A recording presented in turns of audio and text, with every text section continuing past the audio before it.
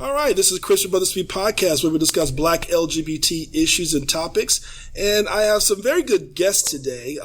One of the guests is actually with Heetizm, which is an organization for men of color, which is also for big bone people of yes. men of color. And also have the assistant professor at Pace University who studies women and gender studies. And this is Mr. Jason Whitesel. How are you? I'm great. How are you? And I also have Mr. Tony and Emilio from Heetizm. Hello, Chris. How are you? All right. Hey, all right. Chris. Thank you for letting us be here. Thank you. I'm glad you guys actually came by. I wanted to make sure this podcast was something that's actually educational in terms of letting people understand the big boy movement. And this has actually been around for quite some time. And also Mr. Whitesel, Jason Whitesel, actually wrote a book, Fat Gay Men, Girth, and Mirth and the Stigma. And I want to kind of get a little education in terms of that so people actually walk away with something, First question I want to ask you guys is, first off, can you explain Heetizm? Oh, I can definitely do that. Heetizm basically is a weekend event that we produce for our big guys of color, our chasers of color. And basically this has been produced basically by looking at all the other circuit parties and other events that basically have us in the back, and all these chiseled men and I guess whatever you would call a social norm to be on the forefront. And I decided, well, this is what we need to do. We need to go ahead and just find something for us normal sized guys or thick guys, that you want to call it, to have something for our own and have a great place to come, have a good time, network, and do something that's positive for the community. Okay, how long has it been going on? Right now, it's going to be our 7th year. 7th year, congratulations! Yes, thank you. Congratulations! It's a blessing. I want to. The reason why I want to actually ask Jason this question, when it came down to the big boy movement, I guess you can call it. I guess it's appropriate to call it a movement, correct? It's actually taken a form of its own for the past 2-3 years. From my understanding, it has only been one that was based in Atlanta, which was called the Big Dogs at first. And this is the myth for men of color, correct? This is a men of color as well. Okay. They did that for a moment. It was just one of those little spotted, targeted type of things they did every once in a while. And then my mentor, Jamal, he produced a retreat that was done in Orlando during April. And I actually took that model in and formulated Heetizm with those two combined. I said, well, we need to do something here in Miami. Okay. So what that was done, then we started in 2011, and then we started. Big Boy Pride was also the same year as we started. Oh. And then we have Heavy Hitters that are now starting something, which is on their 2nd year, and we have another one that's in Dallas as well too. That's coming up. So it's been. Of men of color, big men of color has been, it's now starting to show starting to veer out to different states, and I'm happy for that. It's more seat at the table for everybody else to start doing it in their own cities. Yeah, this is interesting. Jason, can you give me some history in regards to the, Girth and Mirth movement? When did that actually start? Yeah, sure. Girth and Mirth started as a national social movement organization approximately around the 1970s. The idea was a reaction to weight discrimination in the gay community. Certainly, I think you can also kind of tie it to the emergence of what was called Chetland Chaser networks that we could document maybe a little bit earlier. I think that when you look at Girth and Mirth, there are also the Bears, which is a splinter group of Girth and Mirth. I think the Bears, certainly like Girth and Mirth, they're big gay men. They're physically bigger, but they chose to emphasize their hairiness, I think, a bit more. They also sometimes, kind of give off a regular guy kind of masculinity.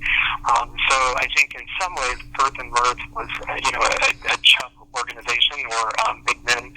And then the Bears, I think, in some ways is still continuing that idea, but also thinking more about hirsute or hairy men, or emphasizing, hairiness in a way that maybe Girth and Mirth is more about emphasizing ample body size. Okay. See, this is something I didn't know. I didn't know there was I'll be honest with you, I didn't. Want to make hard and fast distinctions. I think there is an affinity between the two groups. See, I didn't know that. I really didn't. It's a different there's a lot of subcultures that it's a lot of subcultures that you never thought they exist, but they're here. I thought they were all the same. Okay. See, so I'm glad to hear this again, educating for me. So bears and big men, or lovable men, big lovable men are basically a difference. One emphasizes more hair versus the other. Some embrace their hair as a big guy. Some just embrace their just them being big and just being accepted, and in certain ways. So it's a difference between the two, but it all has the same meaning. Now, I do want to find out, is there truly a difference in different cultures in terms of how people are viewing size now? Because now you're getting a lot of people, a lot of designers even changing the label. What's considered to be large is now considered to be now medium. I think it's going backwards a little bit. And so what's really happening within society in terms of how society is viewing size? Is it now being a little bit more accepted? Is it now being a little bit more attractive? What is it? It has its ups and downs. It's not attractive in the fashion industry. That's for sure. Because if you're looking like Sean John used to make clothes that was for big men. Now his big men are pretty much are more Italian made more so than anything. So the sizes are not true to size anymore. So that's just my personal outlook on that. As far as big men, you'd be amazed that some men of thinner size like big guys now. It's starting to rear its beautiful head, I should say. Right. In that aspect. Big men are starting to now show up because now we're in shows, we're in movies and stuff like that. Now they see the appeal of what a big man looks like, what a big man can bring to the table, what a big man, how confident they are now at this moment. So it's been earthing. Like when you had the guy that was in, I forgot the name of this movie. He was a big guy, was HIV positive, and everybody just closely gravitated to him because of such as positive energy and his good looks and things like that. So big men is now starting to come to focus, which is a great thing. You see like different people like on big guys in TV shows now. So right. They're lovable, and we're starting to get some kind of like some good positive energy and press. Jason, would you agree with that? I think Tony mentioned looking. Was that the example you gave? Yes, looking. That is it. Yeah. I thought that's what I heard. Yeah, certainly. I was following that show and unfortunately got canceled, but I thought that was a really, it allows gay folks to do category work and see that gay men come in all shapes and sizes and colors and creeds. And so, to have a big gay man on that show and also, somebody who had a sexual identity and, he actually we got to see his body, right? He wasn't concealing it or camouflaging it in shame. So I agree with you that I was really interested in that representation. That said, I do think that in U.S. society, we typically come down hard on people of size. Fat is not a dirty word, but we fill the word fat up with all of these negative associations. And so, we take a simply descriptive term like fat and we medicalize it as a disease like obesity, or we say someone's deviant, that they're overweight, that they've exceeded some, ideal measurement. And so I do think in U.S. society or in Western society, people of size are expected to normalize their bodies, and they're subjected to, people selling them fat diets for exercise or weight loss surgery. So, I guess I'm a bit more misanthrope in the sense that I think that looksism or appearance-based discrimination is part and parcel of the U.S. world, and I think in the gay male community in the United States, I think it's even more difficult, and certainly there's not one gay male community, but I think there's a kind of belief in this ideal body type. There's this kind of monolithic image of what a gay man should look like, and I think like women, gay men experience a lot of conflict with their appearance and their physique and their relationship to food, and so I think that I certainly agree with Tony that it's time to see more representations of big men, because big gay men have an exclusion that goes beyond being gay. All queer people feel this kind of exclusion, from heteronormative society. But I think that big gay men secluded within their own world, right? That the gay world also comes down pretty hard on them. So I think I would just interject that there is a kind of gay male beauty myth, and gay men feel an enormous sense of pressure to fit into a very narrow range of beauty. And a lot of mainstream gay media promotes that, this kind of single body standard for gay men. So I agree with Tony. I want to celebrate these images that might blast us out of what we've come to accept as the stereotype of gay men, but we need a lot of those images to blast us out of the way that we're thinking or the way that we have. It's not only the dominant culture that depicts gay men in a certain way, but gay men themselves tend to, prioritize certain men over others, and some men, like fat gay men, are oftentimes cast off in gay society, or they're marginalized. Wow. I do want to know is could there somewhere be a difference between being black and bigger versus being white and bigger? Is there truly a difference in terms of how each views someone of bigger and plump? Or I don't want to use the term fat. It just has a negative. I don't want to use the term fat. It's basically big and lovable. Well, that's okay. I've been influenced by fat activists, and that's where my terminology, but the men would usually use big or chubby. They would use other terms that please. Right. Okay. Yeah. And the word fat doesn't have to be a bad word. You could take it and say fabulous and thick. Okay. Okay. Fabulous and thick. So he was asking, do you think that there's a difference? Yeah, does people of color view bigger men in a different fashion or the same? I can't really speak on the Anglo side of things. I can only speak on the African American side of things. We're accepted to certain degrees. I know in the South, I know big men are really accepted there to some degree. If you're not a basketball or football player type build, some people find that very attractive. Huh. Sometimes we have this issue where, what is thick, what is big, what is fat, and what is muscular thick, or right. Or, so it's a lot of different variables that goes with that. I really see that on a male perspective, it's not as harsh. Okay. I think it's harsh in a way where how we look.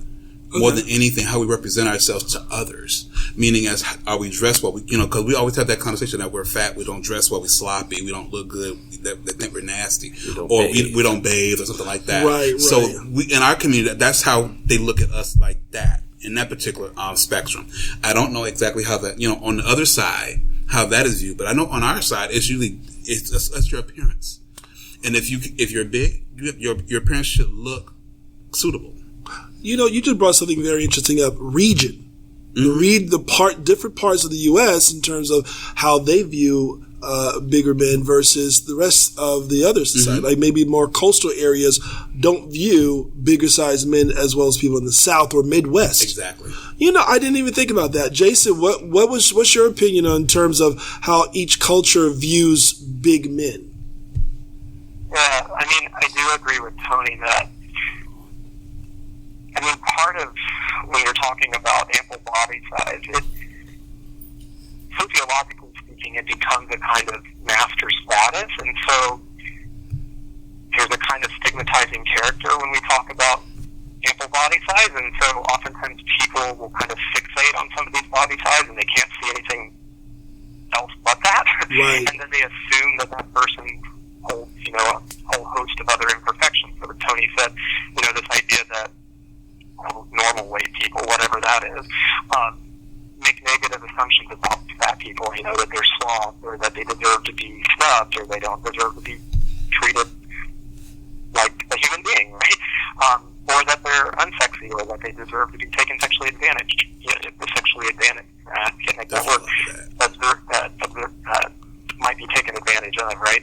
So I think that what happens is a stigmatizing trait sometimes gets a broad perceived focus where people lump all these things about you into one sort of category.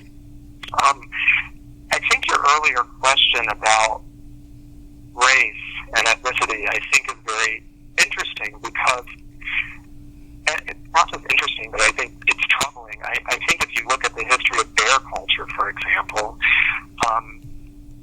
there's an author who wrote a book called Fairies, Bears, and Leathermen, and he talks a lot about how bear culture has traditionally kind of paid lip service to being racially and ethnically inclusive, but a lot of their events have skewed predominantly white, or particularly in terms of some of those local level clubs. So I think that, you know, when we look at bear erotica, or we look at some of those images, they tend to skew white. And I think that, you know, that's something when, you know, you told me we were going to speak with Tony, I was excited, because I think when you look at Heetizm, or you look at Big Boy Pride, or you look at the heavy hitters, you know, these events are trying to spotlight not just big men that don't fit the gay media stereotype, but also big men of color that perhaps don't always feel welcome in some of these mainstream bear events. So, you know, I do think that your question is a good one, that there is a question of whether they feel a deep sense of inclusion at some of these events. There are oodles of bear events each year. There's probably at least 100 bear events every year. Wow. Probably more than that. Don't quote me on that. But these bear runs, I think some men of color might feel hesitant to spend their money on some of these events if they don't feel deeply included. So I think the idea of Heetizm or Big Boy Pride that has photography and marketing, you know, I looked at the Heetizm page, and I looked at the page. It's beautiful. I mean, there's these gorgeous images of black and brown bodies of size, and black and brown men are encouraged to attend. It's not that whites are excluded, but, you know, I think in this case, it's clear that people of color are welcome, and I don't think that may always be the case in some bear media. So I do think that's a question that's interesting. You know, I wrote my book. I collected my data from 2006 to 2008. I kind of ended in about 2010, and that was prior to the formation of, I think, Tony, you said 2011 for Heetizm? Mm-hmm. When it was founded? Yes. Yes. Yeah. So, I mean, I think that, you know, if I were to do it all over, I think I would have a very different context or terrain. But that said, you know, if there are more than 100 bear events, and 3 of them in particular are you know, catering to big men of color, you know, I also have to wonder, is that enough, you know, in terms of these spaces, you know, are there enough places for men to feel welcome? Wow. But anyway, I thought that was a great question, and I when you called it and mentioned the topic, I guess I was excited to think about, there's a lot of new possibilities that happened after I collected my data. Right. Well, you know, it appears that, you know, I guess for me, I guess I don't sometimes see the bigger size as so much as threatened by the smaller guy anymore. Would you guys find that, you know, to be the case? Do you guys just kind of say, you know what, I'm me and I'm just loving it? And does these events seem to help people accept that? It actually does. It does. It motivates them to be themselves and give them the confidence that they've always needed. Going through whatever they've gone through from high school until they're grown, and hiding the fact that they're big, they're not good enough, or they're not accepted enough, they're not getting that job because of their weight and stuff of that nature. So these things play out. So it's great that we have these type of events or these type of associations or clubs or whatever the case may be that gives people that empowerment. And I've seen some of my attendees that have came who were very shy, and now have this zeal for life and are as confident as ever. And I think that, you know, we need that kind of mentorship for, you know, guys who are gay and of size, and to, you know, make them know that, you know, you are more than just your size. You know, you're bigger than that, you know, be honest with you. And it's a great thing when you have somebody that you can see from one level that goes to another level, and they're just really taking charge of their life.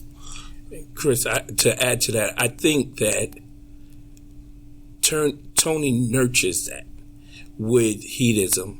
I believe that what separates Heetizm from all the rest of the circuit parties is Heetizm is more of a family function. Everyone that comes to Heetizm feels like family. It's like a family reunion every 4th of July weekend. Okay. And everyone that comes says the same thing. It's like, I'm coming home to family. I've heard some guys personally say, I skipped my own family reunion to come to Heetizm. Wow. Because it's a family feeling. And I think for Tony, he nurtures that in each person that is there. Wow. Yeah, that's actually pretty interesting. People, well, also within being the fact that within the gay community, you find friends to be that family, that extended family. Exactly. And so, well, the next question, when it comes to your events, how large is your events? It's pretty moderate. I look at with outside guests from out of town and locals, I'd say about a good 100, 150 at the most. Okay. You know, when I started first, it was only 80 people. And then the word of mouth, and then just good PR work and media, or whatever the case may be, and word of mouth. Now I'm pretty much at a weight around like about 100, 150, give or take. Okay. You know, and I like it that way. You know, I like it where it's not so big where you can't meet people. I don't want it to be too small where I want it to be where you can be able to network, be able to talk to someone, be able to say, hi, this is me, this is whatever. So we do the meet and greets and we do these different things so that way you know what you're from the same area. And it's a great thing to see. You know, we made friendships with people. Some from North Carolina is the closest friend from someone in Dallas, and they just met by being roommates in our events. Right. And they have been the best of friends ever since. So it's a great thing to see when you put your work into something and see how it works and how it affects other people. You know, I like that. Anything that actually builds confidence for exactly who you are and acceptance of who you are. But you know, you mentioned employment. That actually, and I'm thinking to myself, I didn't even think about that when it comes down to employment. That's still, Jason, I'm pretty sure you can chime in on this. When it comes to people viewing, people of size, is it still considered to be something that is almost like taboo? You don't want to bring that into your employment? First, I do want to second, Tony's reflection on these groups of friendship circles, right? I mean, they in many ways become your chosen family, right? Or the family that you choose for yourself. And this whole idea that, big men in their communities foster self, I think, again, is something so important to reiterate here, that there is a process of coming to identify positively as a big gay man, or even an admirer thereof, right? I mean, if you think about centermen who are interested in big men, they're also seen as deviants for their sex object choice. They're supposed to want to be with an ideally thin man or a muscular man or something. So I do think that I just want to reiterate. What was your last question? I heard it kind of. Well, I'm sorry. If you when it comes to employment, is that still? Is that still something that's considered to be among society like a taboo? You really don't want to put that person as the forefront. And it's so funny because you see so many representatives of bigger size representing the company. The CEO, for God's sake, most of these people are usually of large size. They're not skinny people. So, I mean, is that still something that's considered to be taboo for employers? Oh, I think that, the data still shows that, people of size are discriminated in terms of hiring practices. So certainly if we're talking about big men of color, we know that there's racial discrimination in hiring. So intersect that with sizes discrimination. And I think we're talking about somebody that might be multiply marginalized in terms of employment, right? I do think that that's still something that, we have to keep an eye on. And, kids in schools, when you look at bullying in schools and you look at GLSEN or some of these organizations that collect information on, LGBTQ bullying, a lot of people will report that the thing that was being made fun of is the way that I looked or my size, these sorts of things. So I also think that, I think it has real consequences, whether it's on your employment, the way you're treated at school. We also know employers do things like provide incentives based on your body weight, and people of size oftentimes, don't get the same incentive network. So, for example, if you work at, I won't name the name of this large grocery store chain, but there's many of them in New York. They provide a certain amount of discount to their employees based on their BMI and these sorts of things. That's true. So, I mean, it does have real consequences, I think, on people's lives. And your question about taboo, I mean, I do think when you look at big gay men, you know, they're either desexualized, you know, they're not seen as appropriate sex objects, or they're hypersexualized. They can also be seen as fetish objects. So sometimes they get bifurcated in these two different ways. You know, I am kind of curious. Have we seen any changes within the entertainment industry? Because that plays a huge part in terms of how people view that. If that sexual object happens to be an actor of a bigger size, but people kind of get a sense like, oh, that is attractive. Is there any actor, or has Hollywood changed their ways on that at all through the years? I mean, like any particular actor you guys have found that to be an added bonus for people of size? I've seen a lot of actors who have that were bigger and now losing weight because they have to fit that part to get the roles that they need. Say, for instance, like Miss Cinnabe that's in Empire, she's losing weight. And I'm only thinking, I'm not sure if that's only for a personal reason or health reason, but she's losing her weight. Look at the winner of what's the little show? I forgot the name of it. American Idol. On American Idol. Yes. You know, he sings great, but they're not using him because of his size, you know, and you don't see him, or, you know, you don't see him now producing anything at this moment. So it's almost like, yeah, you're in the Hollywood scene, you're in the entertainment scene, but you're only there for that brief moment. Then when the work is not there, then your mindset changes. Now, what do I need to do now? I need to go ahead and get this surgery and now be able to fit in. Like Jennifer Hudson, same with her. You know, I'm quite sure she had to do that to blend in. True. You know, it could have been health. I would doubt that. But I'm sure now that she's getting more gigs now, before she wouldn't have if she was bigger. So I stayed to say she was. You know, masculinity is also something I always question too. And I was talking to Emilio about that. When it comes to masculinity, you know, is being of large, because sometimes people who are, just say the chasers, let's just say the chasers for a minute, they may view it as protection. They may view it as a man, being more worth of a man because of that size. I'm not sure, is it different for those who are people of color, or different for those who are not? I'm not sure if it's the same. Is a masculinity plays its part in terms of your size? It plays a part to some degree. Like I said before, I can only speak on my end of the spectrum of being a man of color. Some of the gay community like the big guys that are more of a thug approach, or more of a more hyper masculine approach. You know, who wear the saggy jeans and the Timbs, and, you know, the hat crossed, you know, to the side, as opposed to someone that may be a little bit more traditionally, or more, you know, more creative in their fashion. Right. You know, but if they see something like that, that attracts them more because they like what they see. Is a masculinity still an attractive for other events, would you say, Jason? Yeah, I mean, I think that when you look at certainly the bear notion, I mean, I think the whole idea is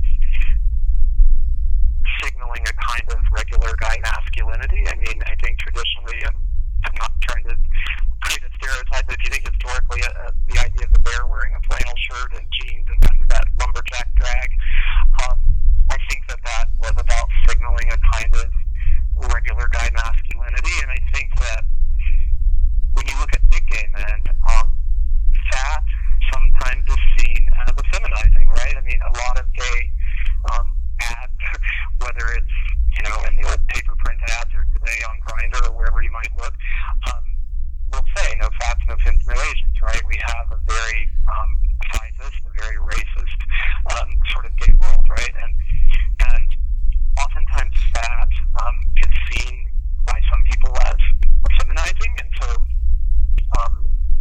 you know, I think it can go either way. On one hand, you can be seen as you know, your size lends to, you know, your masculine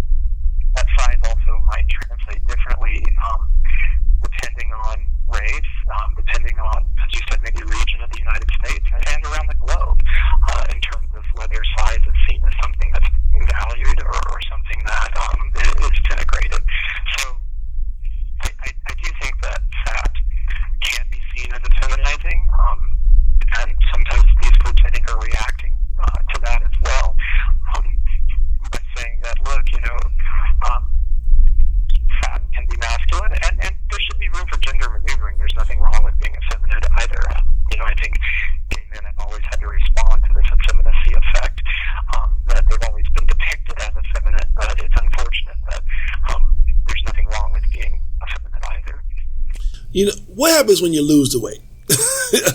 Emilio, enlighten me on this. What happens when you lose the weight? I mean, do you see, you kind of lose your crown in a sense? Well, you don't lose your crown. You just face a different battle. It's just a different battle. And, I want to be, and I hate, it's also a mental battle. And I hate to seem so hard on us as color, but I think we face, in the African American community, we face a harder time amongst each other being of size. And I think I was telling you earlier that I think one of the harshest critics that I've ever seen was an African American male, Walter Hampton. He was the harshest critic that I had ever seen come against men of size, and he is a man of color and size, but because he feels he's muscle, it makes him better. And it's a really harsh situation, right? Because men of color, we get it from both ends, right? So we don't fit in at Sizzle, and we don't fit in DC Pride. So it's really, we have a really hard time with it. So but like going back to losing weight, you lose the weight and you have another battle, and then you have to not only lose the weight, but you have to lose the weight mentally, because you still think you're fat when you lose that weight, because you're still mentally thinking that you're big. When you've lost that weight, you have that same mentality that you were when you're larger. You're right. And you're not really embracing the change. Wow. Okay, so wait a minute. So for those who, have you seen any of your friends or? Yes. Jason, I'm pretty sure you can chime in on this. Have you guys seen how people struggle with it, and are they still going to the big boy? Are they still going to Heetizm? Yes. And are they still enjoying themselves? Is there a difference in terms of how they? I would say there are, but I think there are limitations to their enjoyment, because I think they're thinking, well, what are the other people are thinking of me as my look, or I'm not that hyper bouncy person I used to be. Now I'm so I think they're more guarded to some degree, but then they still have fun, but you can still see they're guarded in certain areas. So Jason, are those considered to be chubby chasers now when they lose the weight? Well, I think this is the strange thing. So much of this is arbitrary. One time I was asked in an interview to define girth and what constituted a girth and murmur, and I think it's difficult. I can't label a pound or an exact body type, but I do think that it poses interesting questions. There are big men, for example. So I think oftentimes these groups are kind of depicted as, chubby chaser, and it's this oppositional pairing of a big man and a thin man. And certainly there are those kinds of relationships, but there are certainly a lot of big men for big men. And there are big men who chase other big men. So there are big men who could be chubby chasers, right? I think it's kind of arbitrary in that sense. I did hear earlier a comment too about muscularity. I think that a lot of girth and mirthers talk about sometimes not feeling welcome at their events, and particularly over the years, this kind of advent of the muscle bear, that there is even a hierarchy, I think, within some of these groups. There's certainly the hierarchy of the gay world that, there are the gym rats, and there are bears, and then there are men of average stock, and then maybe the girth and mirthers. I don't know what the exact order would be.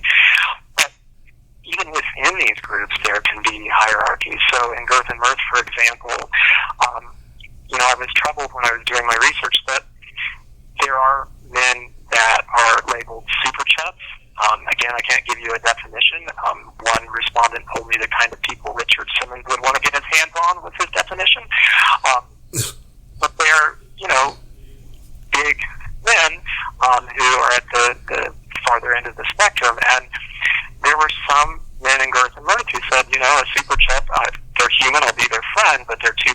in terms of a romantic relationship. And so there are questions here about, you know, how far do you take your politics into your bedroom, and you know, it's troubling that some men, you know, also feel excluded even within the network, or they become fetishized. You know, that you know, that if you have a chaser that's maybe wanting to put a notch on his belt, that he's been with one of the biggest men. So all that to say that even within group, you know, these groups they're not necessarily perfect, right? There can be hierarchies within these groups, you know, and the whole question about a chaser is tricky. I think there are a lot of big men that are interested in chasing other big men. That's true. Yeah. Well, you know, see, Tony's agreeing with everything you're saying. There's power in big men for big men. So I was saying that Tony's agreeing with everything you're saying, Jason. There's another question that comes to my mind, though, in terms of, all right, so say, for instance, that, because it seems like there's an explosion of these events. There's kind of an explosion within white culture, but also growing more, maybe not as fast, but slowly within the people of color, those events. So isn't that necessarily saying what? Isn't that saying to society, which, by the way, the average American is not necessarily of a petite size either. Exactly. So could that also be the fuel as to why these events are growing? Because America, quite frankly, we're growing larger than every other country. That's a good question. I really think that the reason why we put these events, and I guess these particular organizations together, is to make everyone feel comfortable in the skin they're in. Right. When you go to, I would say, to going to another club, another place that physically looks at you as, you know, you can't be that person on that flyer, you know, and then you go to these other events, you can see yourself, you can relate to these people. In other places, you can't relate to that. Right. You know, sometimes we are just the person that could be just the person that helps you get the boy that you want. And we're that kind of, we're that side person that helping you get the guy that you want, you know, so it's, you know.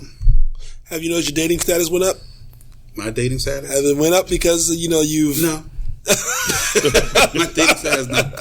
It's not going up. Emilio, what's you say? It's flatline. Really? It's flatline. And I'm okay with that. Well, I think if we talk about his dating status, and I always say it in Heetizm, Tony is the father of Heetizm.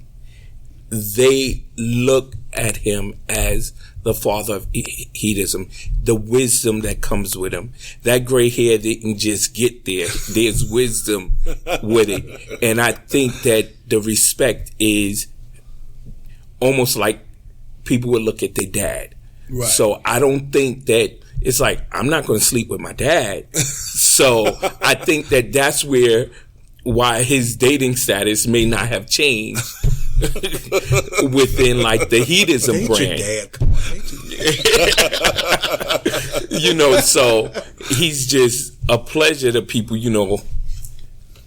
Well, now, when it comes to apps, dating apps, and I'm pretty sure, okay, we know Jack'd, we know Grindr, fine. Is there any apps right there when it comes to the people? Because I'm looking at this, the popularity of these events, the popularity of, I think there's now designers getting a little bit more into that. Maybe not as much as we would like, but there are now designers catering to that, you know, to the full figure, whether it's men or women.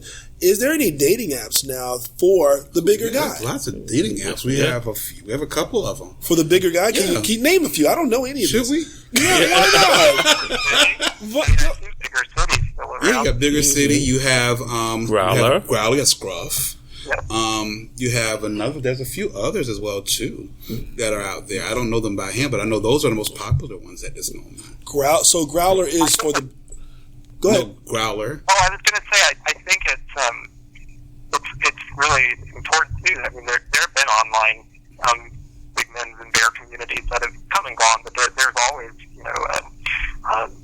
online apps, and I think it's important because if you think about a lot of dating apps, you know, the drop-down menu is like swimmer's build or, you know, muscular, and then for a person's size, you have like one or two choices in that drop-down menu.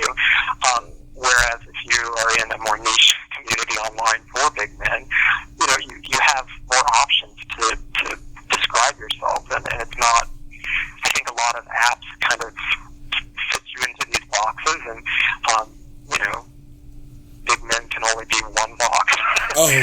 also when you're in some of these apps as well, it's kind of a problem. You can't differentiate how you're special, in that sense. And sometimes when you look at some of these apps as well, too, we're used as prey. As for the for those who think that we to pay for play, they say, you're so big that you don't on this app, pay up for some loving. And you get a lot of that too, and it's really upsetting when they do that. Wow. They feel that you're not worth having a companion or whatever the case. I got to pay for it. Right. And you've seen that a lot. You see a lot of in when you see men of size, they see your weight or whatever like that. They just, the wisdom of Tony, he's getting at too. I think there's so many whammies, right? So if you're a big man or a man of size and you're going on to some of these apps, that poses a problem. But also, if you look at things like, I know Grindr is maybe a little bit older, but my students still know what it is when I talk about it in class. I teach classes on gay male experiences, by the way, so it's the topic's right. But, Grindr, people will purposely go out of their way to make racist comments on Grindr, or, to block certain categories of people. So, as a big man of size, but also a big man of color, I can imagine that those apps become very disheartening because you don't even. Whereas if you go to a hedonism event, people can't just block you. You're at an event where you're interacting with other people, right? So I do think the online world has, broadened our possibilities for dating, but also made us a little more brittle in terms of blocking who, we say it's our preference. Well, it's not your preference. Our preferences come from somewhere. They're socially conditioned preferences. We've been given ideas of what an ideal, gay man is, and that's not necessarily something you were born with as a preference, but it's more about what you've been conditioned to think is attractive. So, what is it that you want from Heetizm? First off, how many cities do you normally go to with Heetizm? Well, we're only in Miami, but what we do is during the winter season, we like to travel to different cities, like we did Houston this year. Nice. And it was really well received. I think we had about a good 100 people that came out from all across the nation to come to Houston, and that was our starting point to introduce Heetizm to people who had never been to Heat, have those who have already been to Heat to come out and enjoy each other. And we had one of our gracious hosts, SK and Rodney, to help host that, because we don't live in Houston, and they were very happy to oblige, and we really appreciate what they've done. They set everything up from Thursday to Sunday. Wow. And it was almost like another event in itself, and it created a lot of great attention. It created a lot of good buzz. It created a lot of I would say energy for the city itself. Yes. And it was a great thing. And then we was in North Carolina last year. Nice. And, we just do spots. We do spot cities, and we do like a weekend brunch, as I call it, Heat meet and greet. And we just have a good time. Everybody has come to, we do smaller cities. We don't do the big metropolitan cities. We do those small cities. Everybody get a hotel. We go and we find a place to eat brunch. We just find a little place to just have a good time, have a cocktail or two, and embrace the people that are in that particular city to come. Hey, this is what we do. This is how we are. And we get people from the different cities, and they already say, okay, I'm coming to Heat. I'm ready to go. And it's the way we do it. Everybody will do different things, but I think the way we do it more of a family type thing. We're on the move. We're going here. We let everybody know in advance. This is where we're going to be at. So get prepared for it. And it's been great. We always do that every year. So I don't know what our next year plan is going to be during the winter, but we have an idea. Okay. But we just like to make sure that we do different cities so that our people know who we are and where we're from, and then come to our end and show. Let us show you how we have fun on our side of town, and it's been successful. I remember my grandmother. One time I was destined to lose my football weight. So basically, I just started drinking up all the water and jogging every day. This is when I was actually coming from high school, because I was playing high school football to go over to college. And I remember one day my grandmother walked in, and my back was turned. I was sitting at the table, and she asked my mother, "Who is this?" Because I lost a lot of weight. And my mother says, "That's Chris." "Oh, baby, you need to eat." You have to eat something because it's not accepted within the Southern culture. Do you see yourself venturing a little bit more into the Southern region for Heetizm? Yes. You do? I do. What are your aspirations in the next 5 years? To get better, stronger, and larger, hopefully. Okay. I like to take things as it go. Okay. And I like the how we're doing each day, each process, each year is a learning process. So we always get back into the lab and figure out what we're going to do for next year and make it bigger and better and greater. And we're looking forward to having more people. I like for it to be more of a, how you call it, like prom. You first come out. We want this to be your first spot to come out because every place that you go is not going to give you that positivity that you're looking for. Gotcha. We want to be that first step that you go to of a guy of size, and you're also gay as well too. We want you to come over here, let you see the experience of what positivity looks like for a gay positive, man of size. Nice. Emilio, it's the same thing. You want to see that as well? Yeah, Tony loves to keep the family together, and I told him that even when I met Tony about 3 years ago. And I met him through another friend. And he came into my area and they started talking about Heetizm. From that moment that they talked about Heetizm, and at this time I lived up in Connecticut, I knew that Heetizm was a great event. Never had been, but I heard the conversation and I knew that it was a great event. I knew that I wanted to be a part of it. Okay. So when I finally moved to South Florida and, I was asked, hey, would you like to be a part of this? I jumped at the opportunity. And the reason being is the family, and I love that about it. And I would love to see Heetizm grow. I believe that it can grow. I believe that it can be even bigger than the 100 and 150 that comes in. I know Tony wants to keep it 100, 150, but I can see the motivation. I believe that it's greater than its name. I believe that Heetizm is just that component that's greater, So yes, I totally agree with Tony. I love to see it grow. Jason, do you see the movement of the big boy movement or the Girth and Mirth or Bear movement? My God, there's so many names now. Do you see it consistently going to grow, or do you see it something that possibly to kind of pull back, especially with some of the employers kind of getting their employees to lose more weight for the cost of saving $1, healthcare, et cetera? Do you see that as something that may possibly go further and further down because of the society and also the pressure for employers? Yeah, I think it'll continue to grow. I mean, I have to say that there is a place, in the gay world for these groups, and they're so important. I mean, I think, we talk so much about people feeling empowered by being in these groups, and that it builds a sense of togetherness, and I keep hearing family over and over again, which,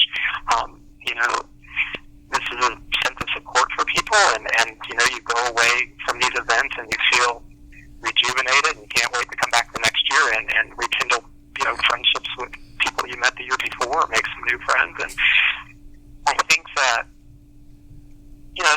these activities are of course, they're fun activities. These are joyful weekends, and they're certainly not just social activities. They're sexual activities too. It's socializing, sexualizing. It's all that good stuff. But it's so much more than that. I mean, I think that there is such a need for these events, and people come away rejuvenated. They feel like I can go back and face a fat-phobic society at home. I can go back and face a sizist gay community back at home, or whatever the case may be, right? So I think that, these groups, it's my hope that they will continue to grow. I think that big gay men have very wonderful and extensive networks, and, they're sending a message that we have the right, just like any other gay man, to party and get laid and have a good time. There's cultural activities in the host city. It's also about dancing and good food So I do think these groups, at least from what I'm seeing, not only will they continue to grow, but since I did my research prior to 2010, it's clear that there are also spaces being made for people who maybe feel like, look, these gay resorts or these gaycations are a bit too whitewashed, and, I want to be in an environment where I feel racial inclusion, where it's a racially diverse space, where I can feel, black and brown solidarity, right? So I also think that it's about a family for men aside, but I also, from, your guest tonight, it's very clear to me that maybe we're on the cusp of new kinds of groups that can affirm other identities besides simply being a man of size, that there are other identities that need to be considered. So I have to say I'm hopeful, and I've also seen some groups online for, there's one called Chubby Guy Swag I wrote a little bit about, and it's about big men, and it can be men of color, it can be trans gay men, it can be moms who have chubby boys and want some fashion advice for their child who's battling going to middle school every day with kids, bullying him. And it's a kind of online resource where people can go and find style advice, because I think you also have to consider that big men are kind of left out of the fashion industry. Nobody seems to be catering to these men, right? So I've also seen groups emerge where people share resources. Here's where I found this particular outfit. I'm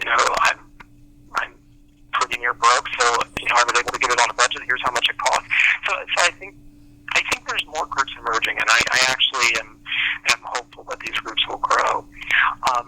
We also live in an aging society, and so as we're getting heavier or top heavier with baby boomers that are growing older in our society, I also think that these groups are also a lot kinder to men who are growing older or men who are aging. So I think these groups can also serve, as a place where not only is it about size, but maybe you're also getting on in years and you don't feel like you fit into the gay scene. So I also think these groups are kinder to men who are aging in the gay community too. So I do think my hope is they'll continue to grow. Awesome. This is really good. Tony, last word. What do you want people to think about Heetizm? This is your platform. Say what you need. I want everybody to come out, whoever hears this podcast. Definitely come out if you can. It starts on June 30th, ends at July 3rd. Look at our website. It's www.heetizm.com. That's heetizm.com. You can see all our information, see the beautiful pictures that we have, and definitely see the itinerary that we have set in place for this year. Our biggest night is our jungle theme night, which is a costume party, and that's going to be at Jungle Island. And we're looking forward to having all of our urban bears come out in their great African attire or jungle attire. Just bring it out. We gave them a nice platform, a nice little place to just do it and have a good time, let loose, let their inner animal just shine. So I'm looking forward to that, and I'm looking forward to all the other events. I'm just looking forward to everyone that's coming out to enjoy themselves and have a good time. Wow, thank you guys so much for coming to the show. I really hope you guys enjoyed it. And like I said, this is going to be something I'm going to put out as much information as possible. Beware, it's going to be on the podcast website. So you will definitely see that on also the episode in terms of some of the highlights is going to be regarding the topic. So thank you, Jake. Thank you, Jason, for coming on to the show as well to kind of give us a little insight from your perspective, especially doing some of the research you've done in the past. Thank you, Emilio, and thank you, Tony. It's a pleasure. Thank you guys so much. This is Chris from Brothaspeak Podcast signing out. Have a great day, guys.